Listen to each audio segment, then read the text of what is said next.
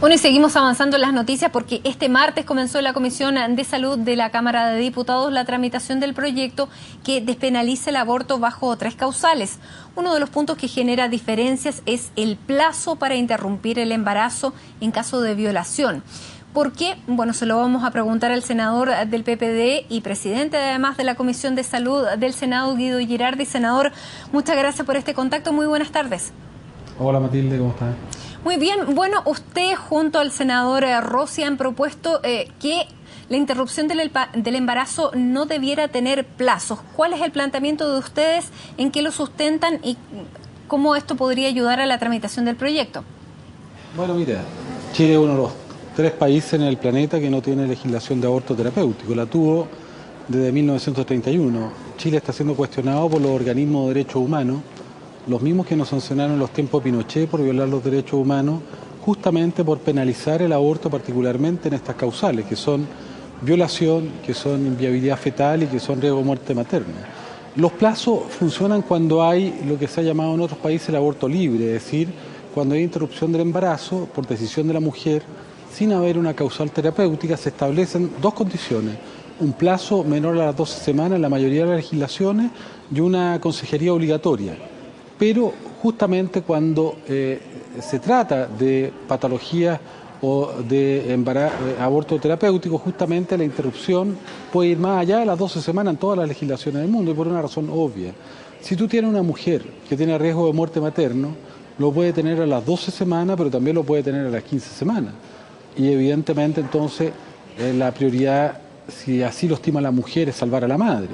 O tú puedes tener un caso de una inviabilidad fetal absoluta que por distintas razones, ya sea porque el diagnóstico es muy difícil, porque la mujer vivía en una zona rural apartada, porque cuando accedió a los sistemas de salud estaba malo el ecógrafo, como ocurre en muchos lugares de Chile, el diagnóstico no se hace a las 12 semanas, es incluso más. Hay muchas mujeres que se dan cuenta que están embarazadas, aunque tú no lo creas, o esconden el embarazo más allá de las 12 semanas y no tienen asistencia médica. Por lo tanto, no se puede decir, mire, esto le vamos a poner una fecha, porque ¿qué pasa si tú tienes una inviabilidad fetal y el diagnóstico no se hizo a las 12 semanas, sino que se hizo a las 16 semanas, donde es mucho más probable, en algunos casos, hacer el diagnóstico ahí?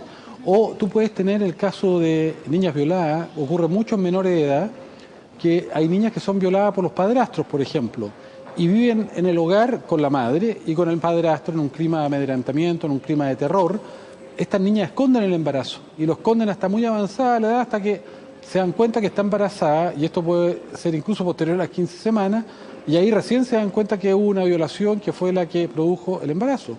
Entonces, los plazos aquí son plazos que no tienen ningún sentido, no pueden haber plazos perentorios, porque son un conjunto de situaciones donde los diagnósticos muchas veces, o la ocurrencia de una situación de riesgo materno, pueden ocurrir después de las 12 semanas. Senador, y normalmente ocurren así. ¿Y qué usted ha conversado esta indicación con el resto de los integrantes de la Comisión de Salud? Porque el proyecto ya de por sí ha desatado una tremenda polémica, una gran discusión. Incluso hay sectores dentro de la misma nueva mayoría, como es la Democracia Cristiana, que ni siquiera está abierta ya abiertamente a legislar en estos 3 casos, y le pregunto, de tal vez liberalizar o liberar el plazo de las semanas podría ser incluso más difícil la tramitación de este proyecto. ¿Usted ha conversado con el resto de los parlamentarios sobre este tema y la posibilidad para que se legisle, digamos, fluidamente con esta indicación?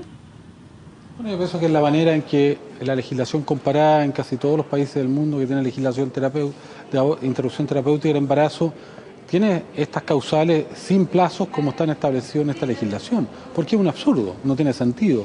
Pero yo quiero hacer un llamado a todos, no solamente a los parlamentarios de la Democracia Cristiana, a todos los sectores, que aquí hay un tema valórico, que el mismo derecho que le asiste a una mujer que, por ejemplo, tiene una inviabilidad fetal absoluta, de decir quiero llegar a término con ese embarazo a pesar de que voy a tener un hijo que va a nacer y va a morir, el mismo derecho le asiste a otra mujer a decir yo quiero interrumpir el embarazo y no quiero que llegue a término porque no quiero sufrir 9 meses de embarazo con un ser que va a nacer y va a morir. O nosotros respaldamos si hay una niña que fue violada y ella y su familia dicen, a pesar de la violación yo quiero tener ese hijo, la respaldamos. Pero también le asiste el derecho a otra niña a decir yo no quiero tener un hijo producto de una violación que me obliguen a tener ese embarazo a término. Nosotros estamos por el derecho a decidir, creemos que aquí hay un derecho inalienable de la mujer a decir. Yo soy partidario que una mujer tiene que decir si quiere tener una relación sexual y un coito sexual, y yo soy partidario que una mujer pueda decidir también si quiere la anidación de un óvulo fecundado en su útero. Perfecto, son un derecho inalienable, aquí hay una violación de los derechos. En términos legislativos, esta eliminación de los plazos, ¿usted no ve que haga más difícil la tramitación del proyecto? No, ¿sabe lo que pasa? Que yo pienso que no tiene sentido legislar con normas que son inaplicables o absurdas, que no tienen ningún sentido. Es como legislar para no legislar. Si vamos a legislar, hagámoslo en serio. Tú no vas a decirle a una niña que fue violada, que hace el diagnóstico de violación a las 13 semanas, que ya no se puede interrumpir el embarazo. Y aquí hay un tema muy de fondo. Hay una sociedad que no puede ser cruel. Ya una mujer violada, particularmente las menores de edad, no hay peor violación a su derecho humano que la violación. En segundo lugar, tiene un segundo castigo, que es quedar embarazada producto de la violación de un criminal. Y lo que se está proponiendo es que la sociedad, en vez de castigar al criminal, la castigue a ella, interrumpe el embarazo y la lleve a ella a prisión. A mí me parece un absurdo. Y por lo tanto, nosotros queremos defender el derecho humano a decidir y queremos hacer un proyecto que sea razonable, que tenga sentido. No le vamos a decir a una mujer que tiene una enfermedad, tiene una incompatibilidad de la vida de ella con la de su hijo, es decir, hay riesgo de muerte materna, que no le podemos salvar la vida porque estamos en la semana 16. No le podemos decir a una mujer que tiene un feto inviable, que no tiene cerebro, que se diagnosticó a las 14 semanas y no a las 12, que no se va a poder interrumpir el embarazo y que va a tener que tener ese embarazo con un feto que no tiene cerebro, que va a nacer y va a morir. Yo creo que pongámonos serios. Chile tiene que entregar la decisión en esta materia a las personas. Yo creo que es muy legítimo que los parlamentarios conservadores tengan una opinión que es legítima para ellos, pero dejen que los demás tomen sus decisiones, no le quieran imponer su visión al resto de la sociedad. Estos son temas donde cualquiera tiene que, o las personas sobre todo, tienen que ser ellos los que en función de sus valores puedan decidir cuál es la mejor solución. Yo no estoy por la solución. Si una mujer quiere llegar a término de su embarazo, yo la apoyo, pero también apoyo en el mismo caso a otra mujer que decide interrumpir su embarazo. Senador, en esos términos de las capacidades de decisión y de la legislación comparada internacional, usted también ha planteado que quiere reponer el proyecto para permitir la eutanasia a raíz del caso de esta niña de 14 años que veíamos hace unas semanas. ¿Por qué lo quiere poner ahora? Y si eso también podría enturbiar el resto de los proyectos, entre comillas, valóricos que se están debatiendo ahora. Bueno, este no es un proyecto actual. Yo lo presenté el primero en el año 2000 y el proyecto que se está discutiendo lo presenté en el año 2006, es decir, hace 10 años. Y yo pienso que la sociedad chilena está madura a discutir estos temas. Yo creo que la sociedad chilena no la podemos tratar como niño chico, no podemos infantilizarla. Creo que más allá de cuál sea el resultado de esa conversación democrática, creo que los chilenos pueden, como en todas partes del mundo se está discutiendo, ser ellos también parte de una discusión respecto a los temas de la propia vida. ¿Quién va a tomar la decisión respecto a los temas de la propia vida? ¿La va a tomar el Parlamento por las personas? ¿El Parlamento que va a decidir cuándo empieza la persona humana? Cuando este es un tema que no tiene consenso científico ni filosófico en ningún lugar del mundo. Es más, la Convención, la Declaración Universal de Derechos Humanos habla de los derechos humanos de las personas que nacen libres. No les confiere derecho humano en el momento de la fecundación. Eso es una concepción religiosa que yo respeto para aquellos que tienen esa vocación y que tienen esos valores. Evidentemente, para la Iglesia Católica, y muy respetable eso, cuando se fusiona un espermio, el ADN de un óvulo con el ADN de un espermio, se le establece dignidad moral porque se supone que hay alma, pero nosotros no legislamos en función de visiones mágicas, sobrenaturales o religiosas. Hay separación de Iglesia y Estado, no todo el mundo tiene los mismos valores y por lo tanto, por eso es importante el derecho a decidir. Y en materia de muerte digna, de buena muerte, yo pienso que la dignidad en la vida es fundamental.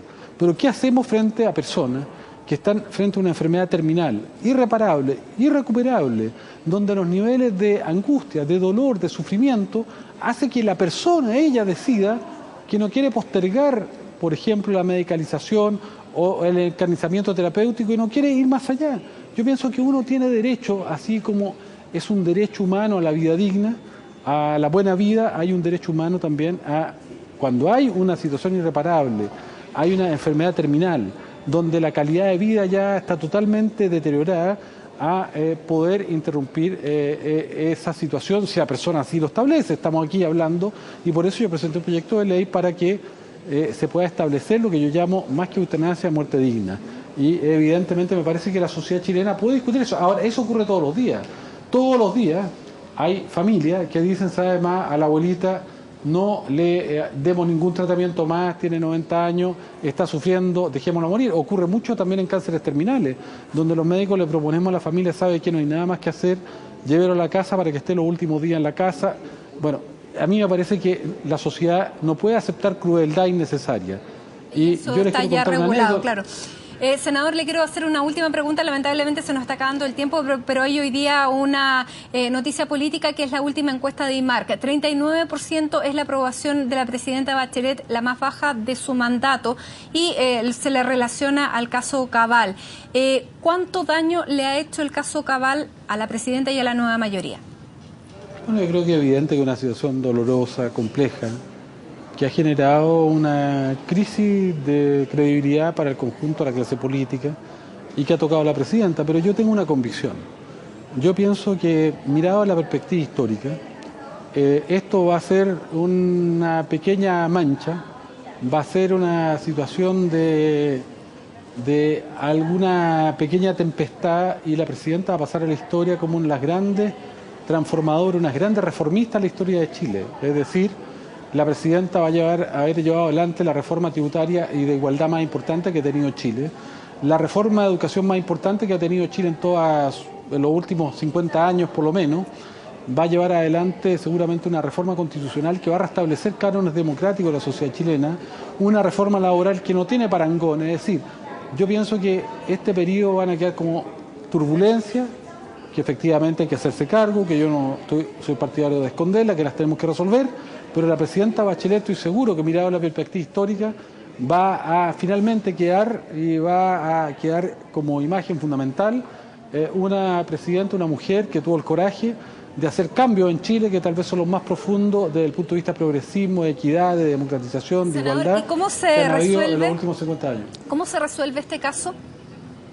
Bueno, yo creo que la única manera que tiene de resolverse este caso es que se resuelva el tema de fondo, que se pueda convocar, como lo ha planteado el gobierno, una comisión de personalidades representativas del conjunto de la sociedad que hagan propuestas para resolver el problema de fondo, que es la relación a veces incestuosa entre el dinero y la política, que se establezcan sanciones justamente a la violación de esos cánones y que de una vez por todas se establezca una barrera y que regule la influencia del poder económico sobre la política. Creo que eso es lo que esperan los chilenos, que estos problemas se resuelvan, y la presidenta tiene también la oportunidad y tengo la convicción que va a liderar cambios profundos en esta materia que va a poner a Chile en un sitial distinto al que teníamos en el pasado. Muy bien, senador Girardi, muchísimas gracias por este contacto con CNN Chile. Tenemos varios temas en discusión en tabla, así que también esperamos tenerlo aquí en el estudio. Muchísimas gracias y buenas tardes. Muchas gracias, Matilde.